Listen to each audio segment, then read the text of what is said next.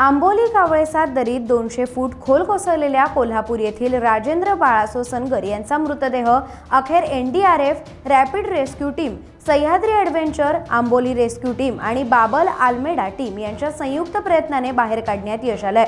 काल शुक्रवारी संध्याकाळी राजेंद्र सनगर हे आंबोली कावळेसाद येथील दरीत कोसळले होते।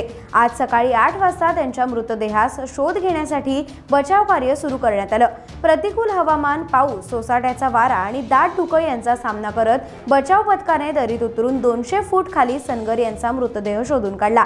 अत्यंत आव्हानात्मक परिस्थितीत दोरीच्या सहाय्याने मृतदेह दरीतून बाहेर काढण्यात आला। सकाळी 8 वाजता सुरू झालेली ही मोहीम दुपारी 12 वाजण्याच्या सुमारास यशस्वीरित्या पूर्ण झाली। टाइम्स डिजिटलला लाईक करा, शेअर करा, सबस्क्राइब करा आणि बेल आयकॉन दाबायला विसरू नका। Times digital.